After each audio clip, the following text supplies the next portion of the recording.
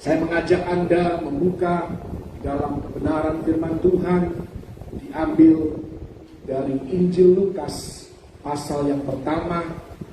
Kita akan melihat dari ayat yang kelima sampai ayat yang ketujuh.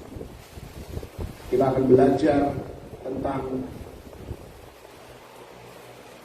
3 orang wanita, 3 orang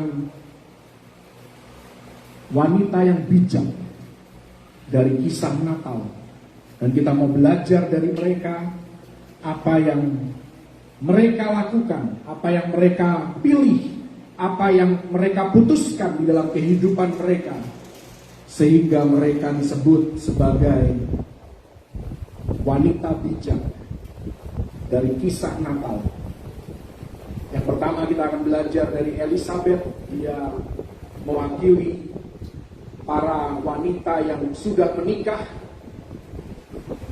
Kemudian kita akan melihat sedikit tentang Maria. Maria mewakili para perempuan yang belum menikah. Dan kita akan melihat seorang wanita bernama Hana yang mewakili para janda. Jadi semua terwakili, saudara. Ya, dan sekalipun kisah ini berbicara tentang para wanita, bukan berarti para pria kemudian ya tutup kuping saja, tidak perlu dengar. Kita perlu belajar dari apa yang mereka putuskan, apa yang mereka pilih di dalam kehidupan mereka, sehingga mereka disebut sebagai wanita bijak. Injil Lukas pasal yang pertama, ayat yang kelima sampai ayat yang ketujuh. Demikian firman Tuhan. Pada zaman Herodes, Raja Yudea, adalah seorang imam yang bernama Zakaria dari rombongan Abia. Istrinya juga berasal dari keturunan Harun, namanya Elizabeth. Keduanya adalah benar di hadapan Allah dan hidup menurut segala perintah dan ketetapan Tuhan dengan tidak bercacat. Tetapi mereka tidak mempunyai anak, sebab Elizabeth mandul dan keduanya telah lanjut umurnya. Kalau Anda melihat di Alkitab orang yang sudah berumur banyak, ya, itu tidak pernah dikatakan tua. Tua itu adalah bahasa manusia. Ya, karena keterbatasan kosakata kita, maka disebut orang yang sudah banyak umurnya itu tua. Tapi Alkitab selalu menyebut orang tua itu orang yang lanjut umurnya. Bahasa Inggris lebih bagus lagi sebutannya, advance in age. Artinya Anda lebih advance. Anda bukan lagi di level basic. Anda tidak lagi di level yang dasar. Anda tidak lagi di level intermediate. Intermediate itu tengah-tengah. Tetapi Anda di level advance. Level advance itu sudah tinggi levelnya, saudara. Tinggi dalam hal hikmat. Tinggi dalam hal ya pilihan-pilihan hidup yang Anda buat. Ya, pengalaman hidup.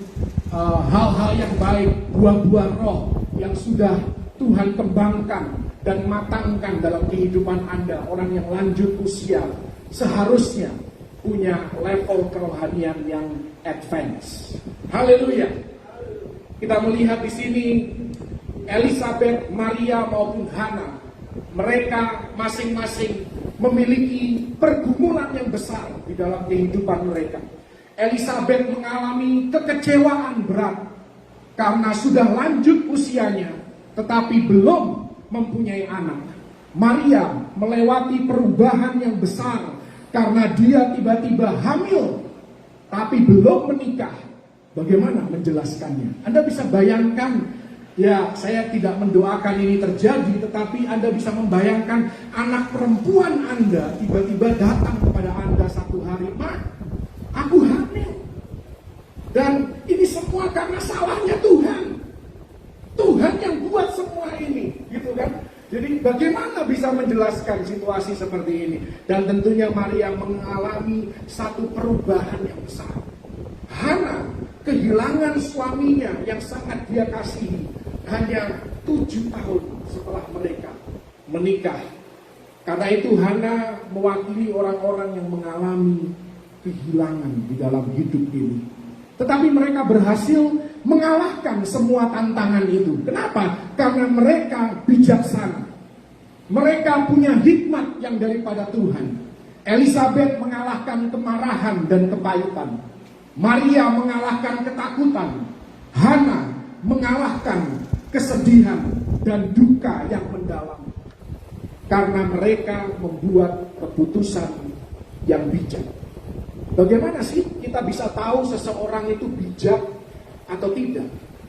Kita tidak bisa hanya berangan-angan bahwa seseorang yang berhikmat itu sesuatu yang abstrak, sesuatu yang tidak bisa dijelaskan. No, Anda bisa tahu Anda itu bijak atau tidak. Anda juga bisa menilai seseorang itu bijak atau tidak. Dari mana? Bagaimana caranya? Melalui keputusan yang mereka buat. Melalui pilihan hidup yang mereka buat. Kita tahu bahwa seseorang itu bijak atau tidak. Orang bijak pasti membuat keputusan yang bijak. Tetapi orang bodoh tentunya akan membuat keputusan yang bodoh. Jadi kalau mau tahu apakah Anda orang bijak atau tidak, Anda tidak perlu berangan-angan. Lihat saja keputusan dan pilihan dalam kehidupan Anda yang Anda buat selama ini. Karena keputusan Anda menyatakan apakah Anda seorang yang bijak atau tidak. Jadi hikmat ini bisa dilihat dengan kasat mata. 1 Raja-Raja 3 ayat yang ke-28. Di sana ditulis tentang penglihatan mimpi yang diberikan Tuhan kepada Raja Salomo. Engkau bisa minta apapun, kata Tuhan kepada Salomo. Dan Salomo sebagai orang yang bijak, dia meminta roh hikmat, dia minta roh kebijaksanaan. Dalam bahasa Inggris dikatakan dia meminta a hearing heart, hati yang bisa mendengar suara Tuhan, mendengar masukan, mendengar bahkan kritikan yang membangun, kritikan yang seringkali menyakitkan tetapi menyelamatkan hidup kita pada saat yang bersamaan. Hati yang mau mendengar. Dan Anda tahu hikmatnya Salomo itu bisa dilihat dengan kasat mata. Karena di ayat yang ke-28 ditulis di sana, ketika Salomo membuat sebuah keputusan, ketika seluruh orang Israel mendengar keputusan hukum yang diberikan raja, maka takutlah mereka kepada raja. Sebab apa? Mereka melihat bahwa hikmat daripada Allah ada di dalam hati Salomo. Jadi hikmat Tuhan itu bukan sesuatu yang abstrak, tetapi bisa dilihat. Dan Anda bisa menilai apakah seseorang itu bijak atau tidak dari keputusan yang dia buat di dalam kehidupannya. Dan kalau kita mau menjadi orang yang bijak, kita harus belajar meneladani ketiga figur di dalam kisah Natal ini dan membuat keputusan yang sama di dalam kehidupan kita.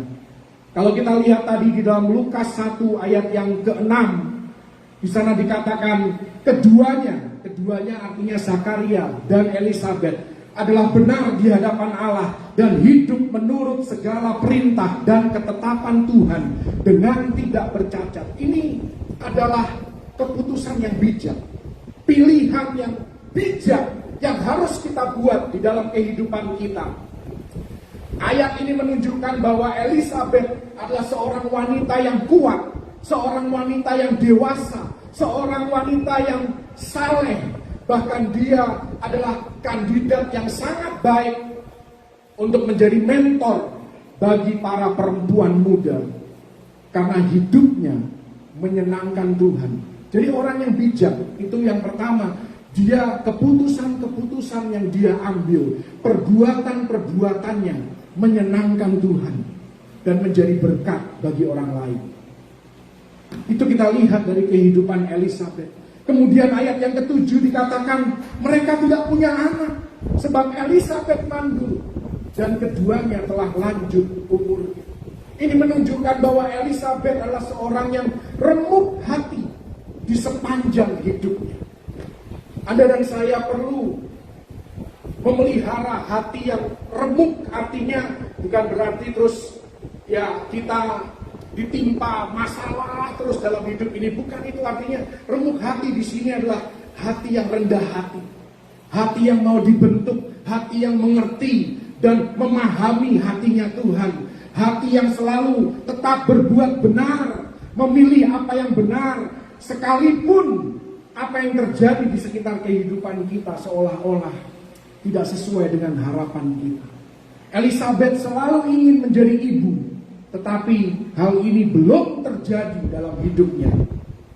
Doa terbesarnya belum terjawab. Apa yang Anda akan lakukan ketika doa terbesar dalam hidup Anda belum dijawab oleh Tuhan? Elizabeth punya kesempatan untuk menjadi kepahitan. Dia punya kesempatan untuk marah kepada Tuhan.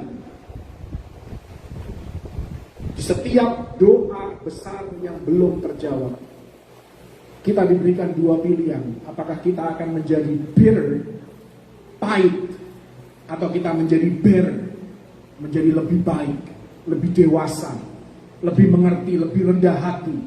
Kita diberikan pilihan untuk menjadi lebih percaya, atau kita diberikan pilihan untuk menjadi kecewa, bahkan marah kepada Tuhan. Elizabeth sebagai wanita yang bijak, dan kita patut teladani Elizabeth, dia tidak marah. Karena dia menyadari bahwa hidup bagi Tuhan bukan berarti kehidupannya terjamin bebas dari penderitaan, bebas dari masalah. Hanya karena Anda hidup benar sesuai dengan kebenaran firman Tuhan, bukan berarti Anda tidak akan mengalami tantangan maupun cobaan di dalam hidup ini. Dan saya mau katakan, seringkali ini kita orang Kristen salah pemikiran tentang Tuhan. Kita pikir bahwa Tuhan itu berhutang pada kita karena kita sudah berperilaku baik. Oh no, Tuhan tidak berhutang kepada kita. Sekalipun Anda dan saya selalu berbuat baik, selalu bersikap baik, selalu berperilaku baik, bukan berarti Tuhan berhutang kepada kita. Tuhan sudah memberikan segalanya dalam hidup kita. Tuhan sudah memberikan yang terbaik, anak tunggalnya yang sangat dia kasih untuk mati bagi Anda dan saya, bangkit pada hari yang ketiga supaya Anda dan saya menjadi orang-orang yang dibenarkan di hadapan Tuhan. Elizabeth tidak marah karena dia menyadari bahwa bumi ini bukan sorga. Ini pun Anda harus menyadari bahwa kita tinggal di bumi dan ini bukan sorga. Karena itu jangan mengharapkan surga di bumi. Karena itu hati kita, jiwa kita seringkali meronta-ronta, menjerit kepada Tuhan. Kenapa? Karena memang kita bukan warga negara dunia ini. Kita warga negara surga dan kita merindukan rumah Bapa. Bumi ini bukan surga, sudah jelas kan? Karena di surga tidak ada kesedihan, di bumi ada kesedihan. Di sorga tidak ada penderitaan. Di sorga tidak ada duka cita. Di sorga tidak ada masalah. Di sorga tidak ada tekanan, tidak ada stres. Di sorga tidak ada rasa sakit. Di sorga tidak ada kekecewaan. Di sorga tidak ada yang namanya kehilangan. Di bumi, saya mau katakan ini pernyataan yang kontroversial, tetapi Anda sebagai orang Kristen harus mengerti. Di bumi, tidak semua yang Tuhan mau terjadi akan terjadi. Karena itu statement yang seringkali berkata God is in control tidak selalu benar. Bukan berarti God is not in control, tetapi God is not in full control of this earth right now. Tuhan tidak pegang kendali sepenuhnya atas apa yang terjadi di muka bumi ini. Anda perlu untuk merenungkan statement ini. Biar saya jelaskan melalui ayat firman Tuhan. 2 Petrus 3 ayat yang ke-9. Kehendak Tuhan jelas di sana. Dia berkata, aku tidak menghendaki siapapun binasa. Itu kehendak Tuhan. Benar nggak? Saya mau tanya, terjadi atau tidak? Tidak sepenuhnya. Karena kita tahu setiap hari ada orang yang mati binasa, masuk neraka. karena mereka tidak mengenal Kristus sebagai Tuhan dan Juru Selamat mereka. Artinya kehendak Tuhan tidak terjadi.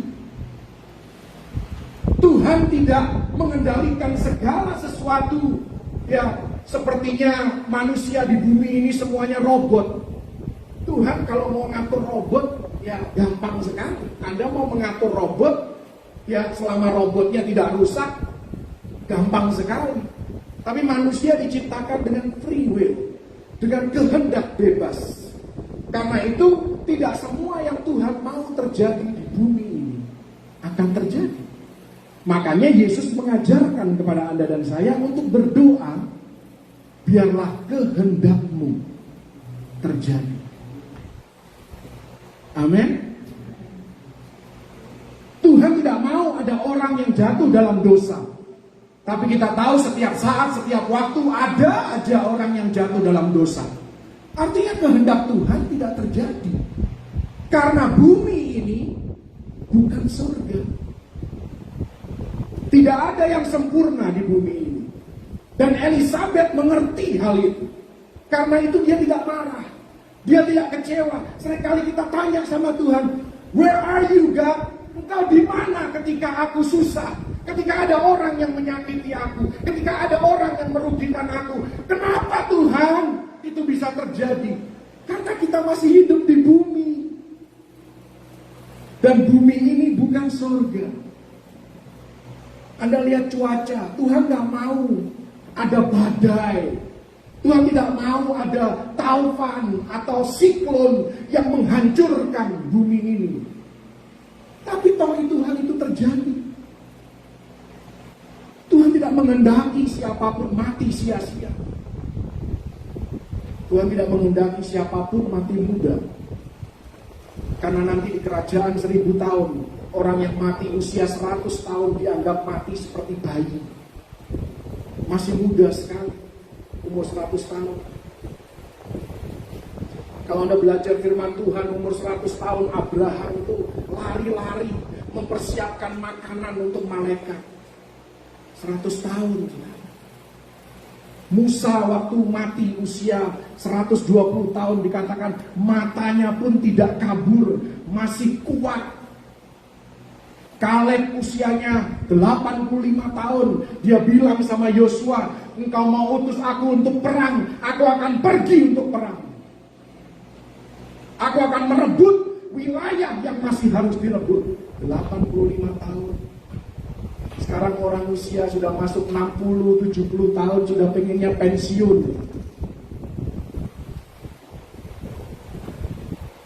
Biar kita rubah paradigma, pola pikir kita. Tidak ada yang sempurna di bumi ini. Cuaca tidak sempurna, ekonomi juga tidak sempurna. Relasi kita tidak sempurna, karena itu ada relasi yang retak. Ada saling menyakiti, sukar mengampuni, sukar untuk berdamai. Karena hubungan antar manusia pun sudah rusak. Tubuh kita apalagi, ya kan? Makin bertambah usia kita, bukannya makin prima kesehatannya, tapi makin harus berjaga-jaga. Ya harus pantang ini, pantang itu, ya kan? Kalau Anda pantang puasa, itu yang bahaya, pantang puasa gitu kan. Artinya Anda tidak bisa tahan diri. Usianya terus bertambah. Kenapa kita harus jaga kesehatan, jaga makanan? Kita harus jaga istirahat, harus olahraga. Karena tubuh kita ini tidak sempurna. Suatu hari nanti, Anda begitu mengalami pengangkatan, Anda akan digantikan tubuh ini dengan tubuh kemuliaan. Karena itu tidak pernah sakit lagi, tidak ada kelemahan lagi, dan tidak akan pernah menua. Haleluya.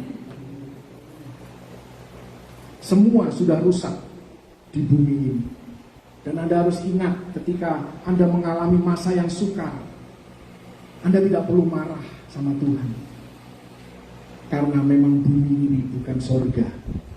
Bumi ini bukan rumah Anda. Haleluya. Bahkan Yesus katakan Yohanes 16 ayat yang ke-33, di dalam dunia ini engkau akan mengalami penderitaan. Engkau akan mengalami penganiayaan. Yesus sudah ngomong. Jadi kalau hari ini kita mengalami penderitaan, kita mengalami masa yang sukar, enjoy aja. Jalani saja. Amin. Anda tidak suka keadaan di sekitar Anda, jalani saja. Sambil terus berbuat yang benar, sambil terus memuji dan memuliakan nama Tuhan. Karena di ayat yang ke-13 dari Lukas yang pertama, ini tanda berikutnya bahwa Elisabet adalah seorang wanita yang bijak.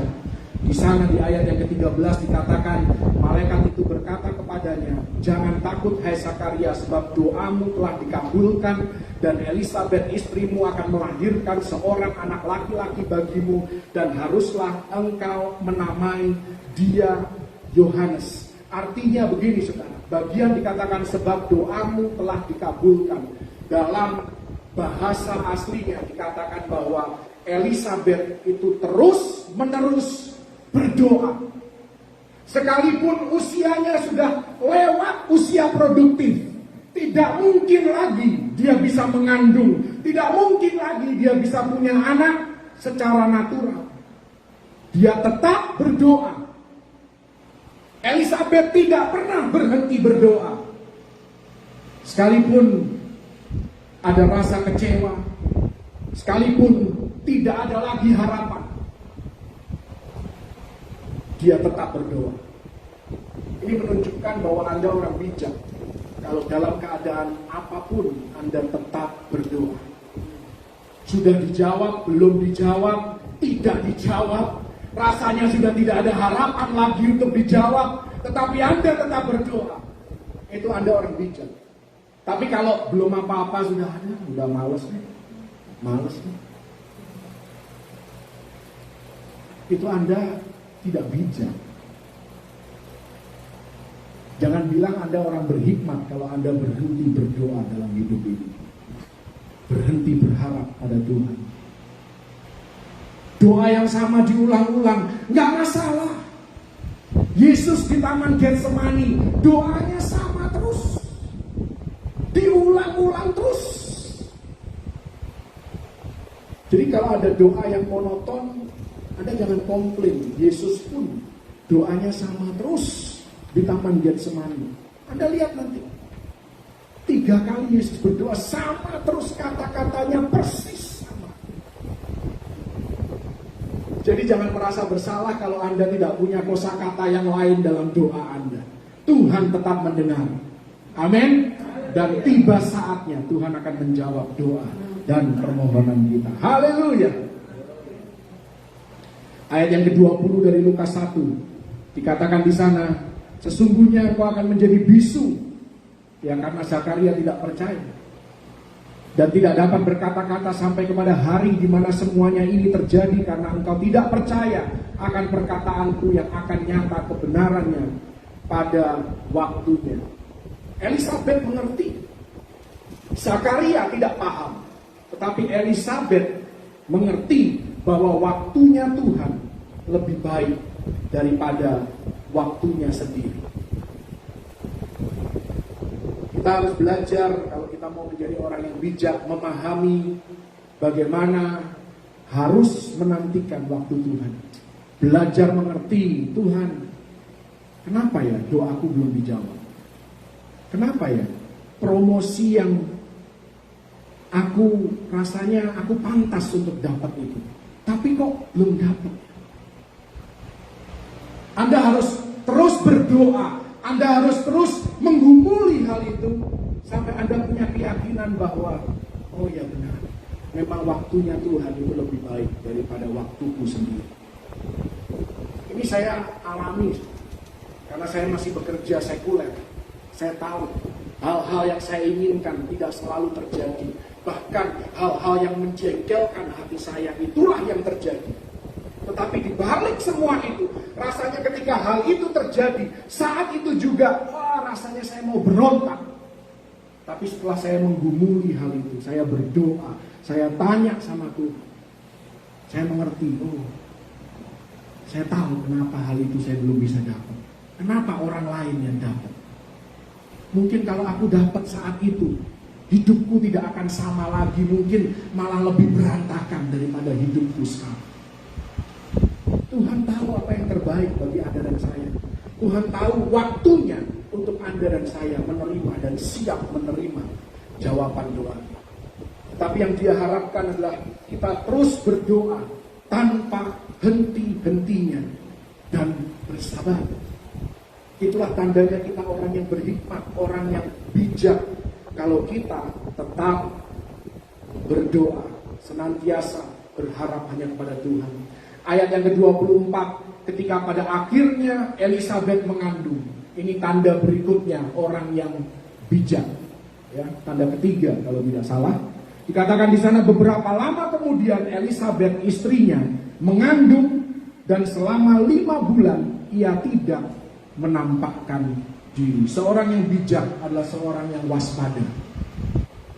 Seorang yang waspada. Seringkali kita diberkati oleh Tuhan, kita menerima jawaban doa kita menjadi ceroboh, kita menjadi sombong, kita lupa diri. Ya, kita memutuskan hubungan yang seharusnya kita pertahankan. Ya, kita tidak menghargai orang-orang yang selama ini menolong kita bisa sampai naik, bisa sampai doa kita dijawab oleh Tuhan. Anda tahu, doa Anda dijawab oleh Tuhan itu bukan karena Anda satu-satunya yang berdoa. Banyak orang yang mendoakan Anda. Karena itu tetaplah rendah hati. Ingat, jangan lupa daratan, jangan lupa diri. Don't forget where you come from. Jangan lupa dari mana Anda berasal. Elisabet seorang yang waspada. Dia sudah mendapatkan jawaban doanya. Dia tetap berjaga-jaga. Karena itu 5 bulan. Ya, 5 bulan dia tidak jalan-jalan. 5 bulan dia di rumah saja karantina. Tidak menampakkan diri. Karena dia mengerti usiaku sudah lanjut. Aku tidak mau. Jangan sampai keguguran. Ini berkat Tuhan. Ini jawaban doaku. Aku harus pelihara. Aku harus kelola dengan baik. Aku harus tetap rendah hati. Ya, biasanya orang kalau doanya dijawab itu langsung pamer, ya kan? Langsung, kesaksian. Saya tidak menentang kesaksian. Itu hal yang baik. Tapi dalam kesaksian Anda tolong. Jangan seolah-olah Anda seorang superhero.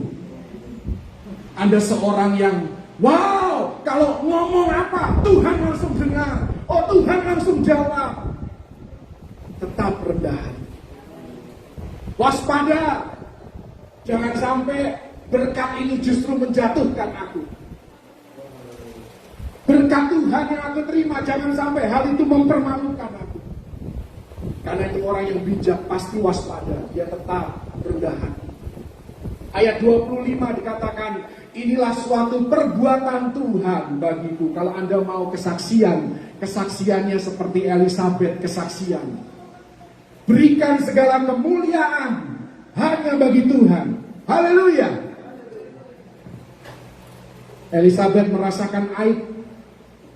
Karena pada zaman itu, budaya zaman itu, kalau seorang wanita tidak bisa punya anak, itu hal yang sangat-sangat memalukan. Nilai seorang perempuan pada zaman itu dinilai berdasarkan jumlah anak yang mereka punya. Semakin banyak anak, makanya muncul istilahkan banyak anak banyak rezeki, ya kan? Saya nggak tahu ya, apakah saya percaya dengan hal itu. Tapi ya tidak ada yang mustahil bagi Tuhan.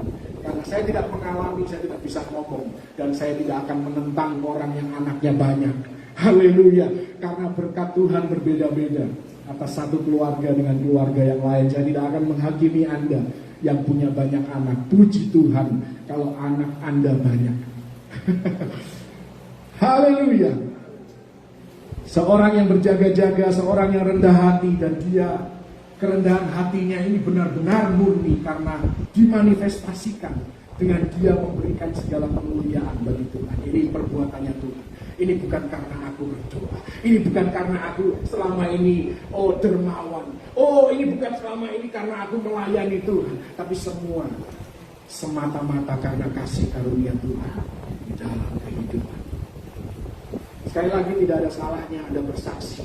Karena kesaksian Anda membangun iman orang lain. Tetapi hati-hati di di dalam kesaksian Anda. Haleluya. Haleluya. Ayat yang ke-58 masih tentang Elisabet. Dikatakan di sana, ketika tetangga-tetangganya serta sanak saudaranya mendengar bahwa Tuhan telah menunjukkan rahmat-Nya yang begitu besar kepadanya, bersukacitalah mereka bersama-sama dengan dia. Kalau Anda ingin bersukacita, buatlah keputusan yang bijak. Buatlah pilihan yang bijak di dalam kehidupan Anda. Dan di ayat ini, Elisabet belajar satu hal yang harus Anda dan saya pelajari, bahwa penundaan bukan berarti penolakan. Hanya karena jawaban doa Anda tertunda, bukan berarti Tuhan menolak permohonan doa Anda. Penundaan bukan berarti penolakan. Seseorang yang bijak, seseorang yang dewasa rohani, dia tahu membedakan antara tidak dan belum. Anda harus tahu membedakan. Jangan buru-buru menilai, jangan buru-buru menghakimi, jangan buru-buru memvonis Tuhan. Kalau anak kecil nggak tahu, anak kecil maunya minta apa sekarang ya harus dapat sekarang. Tapi kalau Anda tahu menantikan waktu Tuhan, artinya Anda mulai dewasa rohani. Haleluya. Saya melihat anak saya ini, Carmen yang di depan ini, saudara. Dulu kalau mau Natalan, wah, banyak permintaannya, saudara. Bukan sesuatu yang buruk juga, namanya juga anak kecil, ya kan? Mau ini, mau itu, harus dapat ini, harus dapat itu, ya kan? Natal kemarin ini, saudara. Natal yang baru lewat kemarin, anak saya bilang ke mamanya sih, bukan ngomong ke saya tahunya dari mamanya. Bilang begini, tahun ini kalau Carmen nggak dapat apa-apa pun, nggak apa-apa. Nggak apa-apa. Itu menunjukkan dia sudah mulai dewasa. Jadi kalau doa kita sudah mulai berubah dari berikan aku, berikan aku, berikan aku, kepada pakai aku Tuhan, ya kan? Apa yang aku bisa lakukan, apa yang aku bisa kontribusikan. Nah itu Anda sudah mulai beranjak dewasa. Tetapi kalau Anda cuma maunya ngambil, itu Anda masih konsumen tingkatnya, saudara. Konsumen rohani. Tapi kalau Anda sudah mulai bertanya, Rasul Paulus waktu dia mengalami keselamatan, dia mengalami lahir baru, mendapatkan penglihatan surgawi dan mendapatkan cahaya itu. Dalam bahasa Indonesia tidak diterjemahkan, tapi kalau Anda lihat dalam Alkitab bahasa Inggris, dikatakan Rasul Paulus langsung nanya begini, Tuhan, apa yang Engkau mau aku lakukan? Tanpa perlu dipaksa, tanpa ada yang menekan atau mempressure dia. Perjumpaannya dengan Tuhan langsung membuat dia berkata, Tuhan, apa yang Engkau mau aku perbuat bagimu? Itu orang yang dewasa. Dan itu menunjukkan apakah keselamatan Anda itu benar-benar terjadi atau tidak. Karena orang yang benar-benar hidup dalam keselamatan di dalam Yesus Kristus, dia akan selalu bertanya, Tuhan, apa yang aku bisa lakukan untuk memperlebar kerajaan-Mu? Apa yang aku bisa lakukan untuk menjadi berkat bagi orang lain untuk kemuliaan-Mu? Tuhan, aku bisa melayani apa? Talentaku ini untuk apa? Uangku ini untuk apa? Kalau Anda sudah bisa bertanya seperti itu, Anda keselamatannya adalah keselamatan yang sejati. Karena Anda tidak lagi hanya fokus pada diri sendiri. Tidak hanya fokus mementingkan diri sendiri. Yang penting aku senang. Aku gak peduli orang lain. Haleluya. Jadi Elisabet diberkati. Elisabet disebut orang bijak karena dia memilih untuk mempercayai rencana dan waktu Tuhan, tidak menjadi pahit hati, sekalipun mengalami penundaan, hal-hal yang dia alami tidak masuk akal. Dia mungkin ada momen di mana dia tidak memahami kenapa doanya belum dijawab. Terkadang kenapa sih kita jadi pahit hati, kenapa sih kita jadi kecewa? Karena kita berpikir bahwa kita tahu lebih baik daripada Tuhan. Kenyataannya tidak, saudara. Tuhan tahu apa yang lebih baik bagi kita, apa yang terbaik bagi Anda dan saya. Amin. Itu Elisabet. Yang kedua adalah Maria. Maria ini mengalami ketakutan. Dia takut dikritik karena dia hamil dan belum nikah. Bagaimana dia harus menjelaskan kepada orang tuanya? Bagaimana dia harus menjelaskan kepada kerabatnya? Bagaimana dia harus menjelaskan kepada Yusuf, tunangannya? Bagaimana dia harus menjelaskan kepada komunitas, kepada jemaat di mana dia bergereja? Maka dari itu, inilah alasan mungkin kenapa Maria setelah dia mengandung, dia pergi ke rumahnya Elisabet selama 3 bulan. Karena dia bingung. Dia takut dihakimi, takut dinilai oleh masyarakat. Dia juga mengalami ketakutan akan hal yang supranatural. Karena dia mengandung dari Roh Kudus, mungkin dia bertanya-tanya, bagaimana aku akan mengandung? Bagaimana tubuhku bereaksi? Apa yang akan terjadi pada tubuh? Dia mungkin juga mengalami ketakutan bahwa dia merasa tidak cakap. Bagaimana aku bisa menjadi ibu bagi Tuhan yang akan menyelamatkan aku? Mungkin juga Maria mengalami ketakutan akan perubahan yang besar. Bagaimana kehamilanku akan mengubahkan hidupku? Seseorang yang bertunangan biasanya yang dipikirkan cuma hari pernikahannya dan mempersiapkan untuk hari hanya. Tetapi tiba-tiba rencana Maria semuanya berubah total. Tapi yang kita patut pelajari dari Maria, kenapa dia disebut sebagai seorang wanita yang bijak. Lukas 1 ayat yang ke-38 dikatakan, sesungguhnya aku ini adalah hamba Tuhan, jadilah padaku menurut perkataanmu itu. Lalu malaikat itu meninggalkan dia. Ini menunjukkan bahwa orang yang bijak adalah orang yang berserah penuh pada kehendak Tuhan. Orang yang tahu bahwa tidak ada yang mustahil bagi Tuhan, sekalipun mustahil di mata manusia. Orang yang bijak, dia mengerti bahwa hal yang mustahil ini, janji Tuhan ini hanya bisa digenapi kalau aku tidak mengandalkan kekuatanku sendiri. Itu orang bijak. Mazmur 40 ayat yang ke-8, di sana dikatakan, aku suka melakukan kehendak-Mu. Inilah tanda orang Kristen sejati. Ini tanda orang Kristen yang bijak. Aku suka melakukan kehendak-Mu, ya Tuhan. Taurat-Mu ada dalam dadaku. Ayub, kenapa dia bisa kuat? Karena dia katakan, aku taruh firman Tuhan di dalam sanubariku. Makanya dia kuat. Maria kuat menghadapi ketakutan yang besar, perubahan yang radikal dalam hidupnya, rencananya yang gagal total, berubah total. Dia tetap kuat, dia tetap bijak, karena dia mengenal firman Tuhan. Tahukah Anda, kalau Anda lihat nyanyian pujian Maria, dari ayat yang ke-46 sampai ayat yang ke-56, dari Lukas 1, ini nyanyian Maria spontan keluarnya. Anda tahu, ini kutipan dari Perjanjian Lama. Dan Maria mengutip ini, bukan nyontek, bukan baca Alkitab seperti saya baca ini, saudara.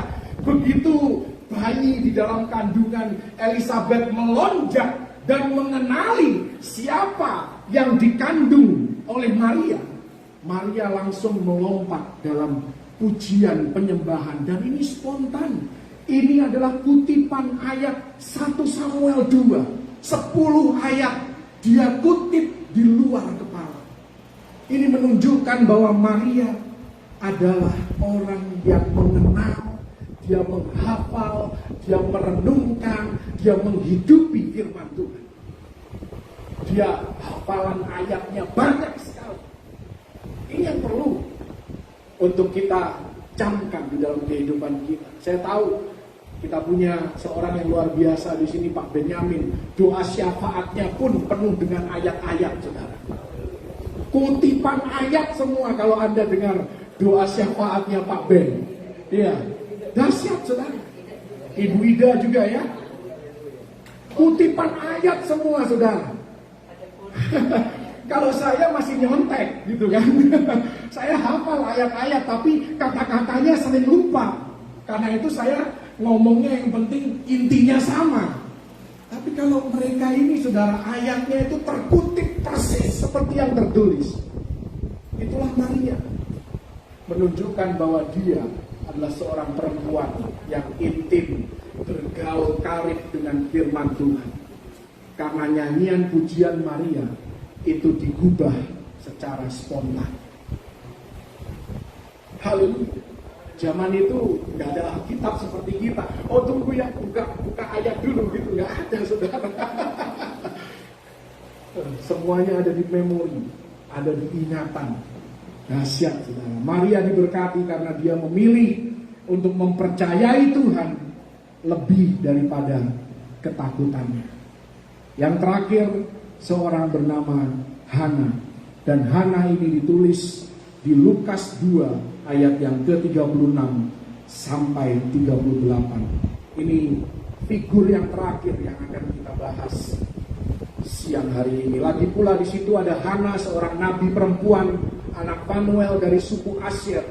Dia sudah sangat lanjut umurnya, sesudah kawin, ia hidup 7 tahun lamanya bersama suaminya. Dan sekarang ia janda dan berumur 84 tahun. Artinya 77 tahun dia hidup sendiri. Ya. Dan dikatakan ia tidak pernah meninggalkan bait Allah. Dan siang malam beribadah dengan berpuasa dan berdoa. Pada ketika itu juga datanglah ia ke situ dan mengucap syukur kepada Allah. Dan berbicara tentang anak itu kepada semua orang yang menantikan kelepasan untuk Yerusalem. Hana berhasil mengalahkan kehilangan yang besar, duka cita yang mendalam. Bagaimana kita bisa mengalahkan kehilangan dalam hidup kita? Mungkin kita kehilangan orang yang sangat-sangat kita kasih. Orang yang selama ini mendampingi kita, tidur sama-sama dengan kita, makan sama-sama dengan kita. Dia begitu berjasa dalam kehidupan kita, tiba-tiba hilang. Duka cita yang mendalam, bagaimana orang yang bijak mengalahkan duka cita yang begitu mendalam? Teladani Hana. Hana mengalihkan fokus hidupnya. Dia mengalihkan rasa cintanya. Yang tadinya dia sangat cinta kepada suaminya. Karena suaminya sudah tidak ada lagi di sana. Dia mengalihkan cintanya kepada Tuhan, kepada pekerjaan Tuhan, kepada doa, kepada puasa, kepada pelayanan.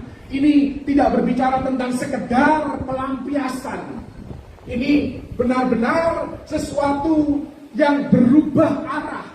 Artinya orang yang bijak, dia sanggup untuk fokus kepada hadirat Tuhan. Dia fokus kepada apa yang masih ada, apa yang masih dia bisa kerjakan, ketimbang terus memikirkan apa yang hilang, apa yang sudah meninggalkan dia, apa yang sudah tidak mungkin lagi kembali dalam kehidupan dia. Artinya orang yang bijak itu dia bisa move on. Move on. Mari kita move on. Karena yang namanya Tuhan yang kita sembah, Yesus Kristus, dia adalah Tuhan yang selalu maju. Amin. Dia selalu progresif. Dia yang dinamis. Karena itu kita harus selalu mengikuti perkembangan, ya, pergerakan Roh Kudus pergerakan Tuhan. Kita mengikuti kemana Tuhan, apa yang menjadi kegerakan hari ini, apa yang Tuhan mau hari ini. Tinggalkan apa yang hilang, apa yang tidak bisa lagi kembali dalam hidup kita. Mungkin ada orang-orang yang mengkhianati kita, orang-orang yang merugikan kita. Oh, kita sakit hati sama orang itu. Tapi kita tahu kita tidak mungkin bisa membalas dia. Tidak mungkin kerugian kita bisa kembali. Move on. Fokus ke depan. Fokus ke Tuhan. Dan inilah yang dilakukan oleh Hana. Karena itu dia disebut sebagai wanita yang bijak. Karena dia bisa mengubahkan fokusnya dari apa yang hilang, apa yang menyebabkan rasa sakit dan kecewanya. Dan fokus kepada apa yang dia masih punya, apa yang dia bisa kerjakan, apa yang dia bisa kontribusikan dan menjadi berguna bagi banyak orang demi kemuliaan nama Tuhan. Inilah tanda orang bijak, 3 wanita bijak dalam kisah Natal.